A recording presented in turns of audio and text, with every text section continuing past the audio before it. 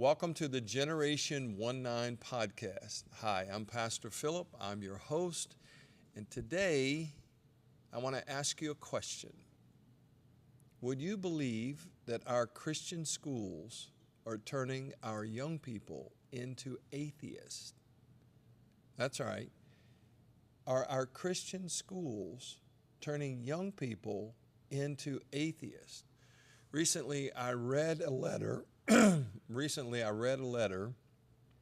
from a principal of a Christian school who did a survey of his students who had graduated.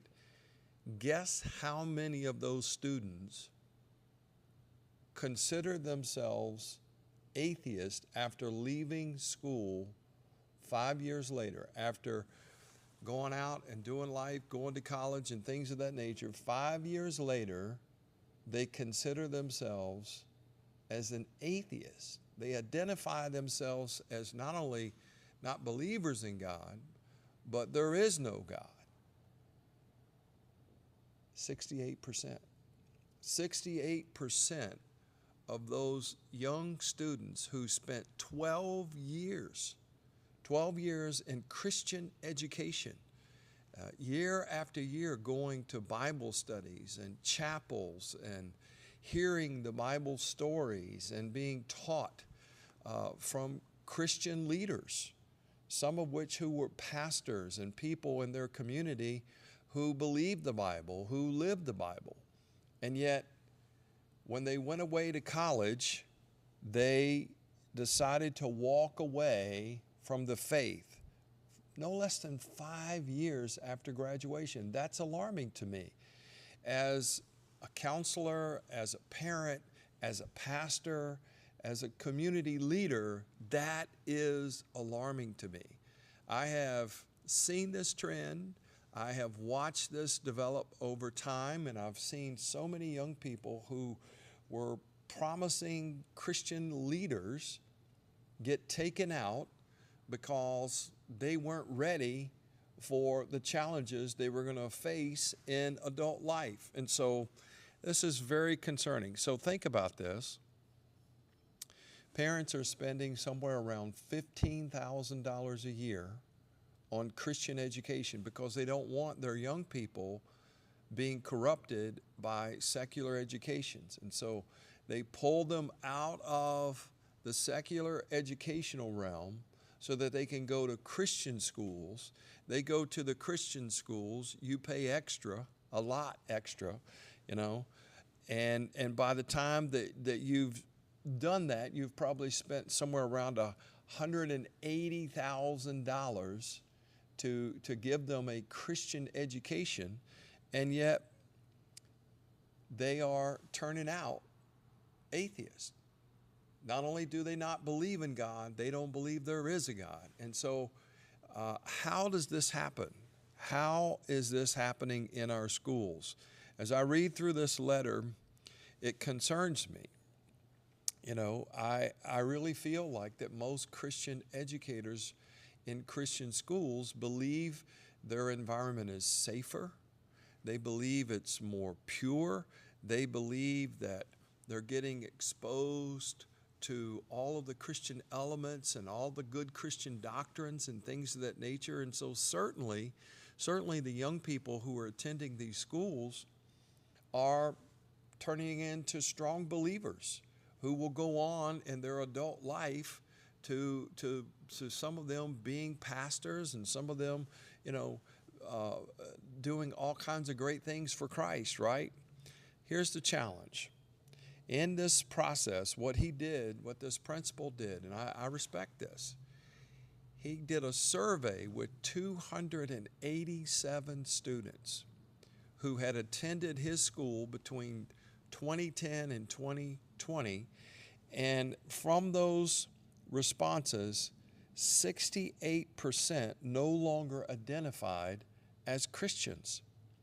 Kids who spent 12 years in their school, $180,000 of parents' money, chapel, Bible class, Christian teachers, all of it, and more than 2/3 of them walk away from Christ, walk away from Christian churches, walk away from their personal relationship with the Lord. This is alarming. And so, how does this happen? What happens? And so, this is the report that he delivers about these young people. He began to ask them over and over, what happened? Why did you decide to walk away from your personal relationship with the Lord? Why did you decide to become an atheist? This is what most of them said. When they got to college, when they got in an environment, when people started to ask them basic questions like, why is the Bible trustworthy? Why can you say there is a God? How do you define Christianity? Most of them were uncomfortable answering basic questions. So, from their peers, from their professors, and from others, they were afraid, they didn't know, they were insecure, they didn't really have an answer for what they believed. So, what was happening? I believe that what happens all too often in Christian environments, including church, Christian school, homeschool, is that oftentimes kids are conforming to the environment.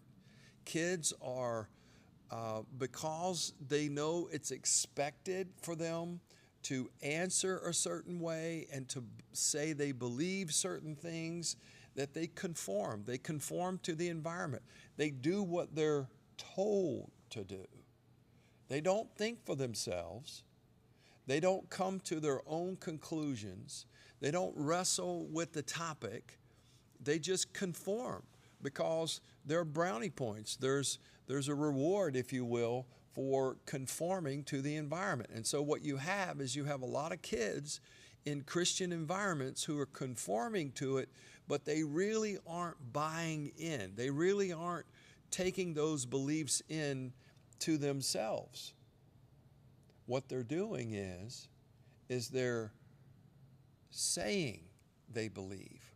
What they're doing is they're taking a test and they know the right answer. Who was called to lead the children of Israel out of Egypt? Moses. They know that was Moses. They know the story about Moses and the plagues and all the things. They know how to answer those questions. But when you ask them what they believe and why they believe it, they don't have an answer. But they know how to give the right answer when they're asked in class, and it has something to do with their grades, okay? And so what you have is you have a lot of young people who have head knowledge, but their hearts haven't been changed. They haven't really dealt with their own sinfulness. They haven't really dealt with their own struggles. They know what they should be doing. They ride on the coattails of their parents' spirituality and growth and things of that nature, and they look to please mom and dad, and some circles even, to fit in where, it's more popular to be a Christian. And yet when they get away, they're away from mom and dad, they go off to college, or they move on to take a job outside of the house and the home, they begin to be tested by others, by the environment, and they're not ready for it. They're not ready for it because they have not internalized what's going on. So, what are we going to do about situations like this? How should we handle this issue? Is it the responsibility of Christian schools? Are they doing something wrong? Is it, where do we put the responsibility for the maturity of our young people? That responsibility is primarily the parents' responsibility. Parents must move forward in their relationship with their young people. We can't blame the church. We can't blame the Christian school. We can't blame the secular school. What we have to recognize is that those children were given to us as parents. What we choose to do or not do regarding their education and what type of educational environment we put them in, it doesn't matter. We as parents are primarily responsible for the outcome. We can no longer expect, youth pastors and children's pastors and, teachers and coaches to do the heavy lifting. We as parents must be involved. We must know what our kids are choosing to believe or to not believe. And so, as a result, the primary focus should be what kind of relationship do parents have with their young people? Are you involved in their world? Do you know what they're watching on their phones?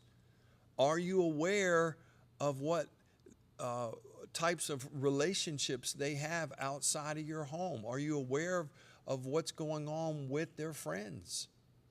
When they go to someone else's house, what kind of environment are they being exposed to? When they spend time with their peers at school, who are they talking to and what are they talking about? See, these are questions that we should be asking our young people. We should have a relationship with them where they are willing and able to talk to us about their lives and different conversations that they are having and the way that they're doing friendships and things of that nature. Who are they spending time with online? When they're playing games and when they're, doing different things in social media and Snapchat and all these different places, who are they talking to? Why are they talking to those people? What kind of influence do people outside of your home have on their thinking? Here's a big question. Who are they following? Why are they following those people? Is it certain athletes, entertainers? Is it certain people that they look up to or want to be like? We need to know the answers to these questions. If we don't know the answers to these questions, we probably don't know who is influencing our young people. And so before we start to talk about what needs to happen in a Christian educational environment, we need to know what's happening in our home. Do our kids see us pray at home, not just at church? Do they see us read our Bibles? Do they hear us working through our conflicts and our struggles and our personal challenges in spiritual ways that would help them understand how to work through temptation, how to work through anxiety, how to work through things that aren't working out? They need to see it. We need to be the role models. We need to be the examples. We need to open our lives to our young people. They need to have access to us. And on a weekly basis, we should be meeting with them and talking with them and having the kind of open dialogue that they need to have to work through the things that they are dealing with. This is a really big challenge because when you look at a letter like this, what happens is that, everybody wants to rush to, well, what was the curriculum that we were using in Christian school that failed to work with these young people who decide to less than 5 years later become atheists after they graduate from a Christian school and leave a Christian home and go off to college? That isn't, to me, the biggest concern. The biggest concern that we have is that in the real life development, in real life situations, the real issues weren't talked about. The real issues didn't come to the table because parents are too busy working, too busy doing life in their own realm, too busy on their electronics, too busy, doing all kinds of things, projects and things that have to be done. And so the time to sit down and actually talk and work out these issues, it wasn't taken. It wasn't utilized. And so at some point, a young person gets the message that it's not okay, it's not safe, there's not time to sit down and work these things out. And so what they do is they gravitate toward their peers, they gravitate towards people that might be doing things that they're interested in. And so before it's over with, they're dependent upon best friends and other people who may or may not be good influences in their lives. And we're missing the opportunities as parents to disciple our own kids. And before we start talking about curriculums and things of that nature that are essential to help kids form an understanding of truth and the Bible and God and things of that nature, and those basic questions that these kids obviously struggled to deal with, at the end of the day, what you're seeing is you're saying that there's a curriculum that a school can use that is a guarantee that our young people will grow up to be Christians, and when they leave our homes, they're going to stay with what they were taught. I don't think that's going to be much different unless parents get involved, and it's a deeper, more relational approach to helping them grow and mature. And the discipleship process should primarily be moms and dads taking time with their children to explain the scriptures, to explain how to walk with God, to model for them how to do the things that God calls us to do and our responsibilities as Christians. I think that's where the rubber meets the road. That's where it's got to happen. And then we can start to talk about what could happen at church and school and other places like that. But until we address what's really going on at home, it's interesting to me is that how much time we actually spend together. Everybody likes to go to their bedroom, or everybody likes to be on their phone, or everybody has their things that they do when we get to the house and all of that. So how much time do we spend together? How much time are we talking? Are you hearing what your young people are talking about? This is where we've got to start. We got to start having meals together. We got to start spending time together that's not revolved around a project or getting something done. It's just relational. When was the last time we turned off devices and sat down and talked? And that includes parents, because we as parents can be just as guilty. We got the movie on, and we got the phones on, and we got this on, and we got that on, and everybody's consumed, and we're doing things, and nobody's interacting. This is the problem, is that a lot of times our young people don't have basic life skills of how to have conversations, because we're not emphasizing it. It's not a priority in our homes. And so when they go out and get job interviews and they go to college and somebody starts asking them questions and they're insecure about the answers, well, guess what? They're not going to answer. They're not going to expose their weaknesses. That's not going to work. And so they're just going to fall prey to whoever's leading them and telling them to believe other things. It's very interesting to me, when you don't know what you believe, how easily you accept what other people believe. You can just go right in with the majority. And if in in a classroom, you've got a professor who's saying there is no God and there's nobody that can argue against him. He's, got all the talking points about atheism, dialed up and ready to go. What you'll have is you'll have the kids in there who are insecure about their walk with God.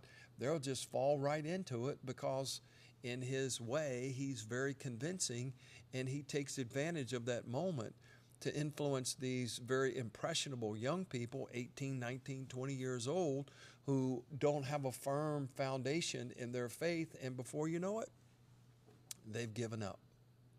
They've given up what they were taught and believed. And those seeds and everything that were planted, I think with great intentions, have now been stolen, just like in the parable of the sower. That seed gets stolen. It doesn't take root. And so what we've got to do is that we've got to give our young people a place to work through these things, to even struggle with these very basic things. Instead of telling them why we believe what we believe, maybe we start to have dialogues and we start to ask them hard questions like, what causes you to believe that what you read in the Bible is trustworthy? Where did you get that? How did you come to believe that the Bible is a reflection of absolute truth? How do you know that God exists? What would you say to that if somebody challenged you and said, how do you really know that God exists? What would you say to a person on the street or to someone that you just met at a social or something like that when you were away at school? See, if our kids don't know how to respond, it's because relationally they're not there yet. And I think that just because kids have knowledge about God, knowledge about the Bible, it does not necessarily equip them to stand in their faith when someone is, confronting them and attacking their faith. When when you put kids in those kinds of situations and you ask them to defend their faith, it's a whole different thing than asking them to answer multiple choice questions on a simple test. And so what we've got to change is we got to get away from just telling people about what to believe, and we got to give them the information, and then we've got to help them to wrestle with it, and we've got to watch them make application of those things in their walk and in their faith. It's very interesting to me that when we start to challenge young people, or we start to bring up real life questions and things of that nature, how people respond. Some people get angry.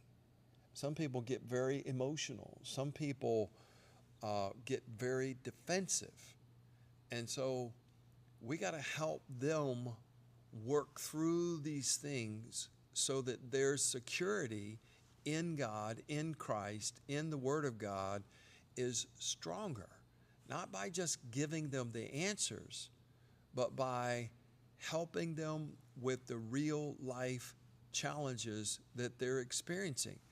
If you have a young person in your home who's struggling with peer pressure, what should you do? Tell them to never hang out with the person who's trying to get them to do things that are going to potentially get them in trouble or something like that. So that's going to be the answer. Every time they get in a situation where somebody's trying to get them to do something they know is wrong, what's the answer? Well, what the answer is that you've got to learn to teach them to stand on their own 2 feet, no matter what environment they get in, okay? And so how do you do that? You help them with their challenges that they're experiencing, and you help them work through. Well, what would you say? And how could you respond to that person? How would you handle somebody who's tempting you to do something that you know is wrong? If you see them vaping after school, or if you know that they're looking at stuff on their phone, if they're having conversations about things that are ungodly, how do you handle that? See, I'm convinced that the answer is a very close relational process of discipleship where we are invested in spending time with them, helping them work through their real life situations, and not scolding them for falling into the different challenges that are real to them, but helping them learn from real consequences in their own lives. Like, hey, that didn't work out so good. What are you going to do about that? Versus, I told you, and you should have, and all those kinds of harsh corrective waves. I think that what we got to do is we got to say, you know, did this put you in the position that you want to be in? Did this really help you? Right? And so I think that we have a really big challenge on our hands. If 68% of our kids who are going to Christian schools, 12 years of Christian education, and they can lose it in 5 years, we have some work to do. I believe the number one thing that we've got to do is, as parents, we've got to invest time in making disciples of our own kids by having time for them to ask and work through things. The second thing is, in our schools, I definitely think we do need to look at more relationship-based processes that help kids learn not just the facts, but they learn apologetically how to defend what they believe. And then the third thing that I think is going to be crucial is that I think that we need to work towards challenging kids to create peer environments where they are helping one another grow versus taking each other down or leading each other astray or doing things that are rebellious, right?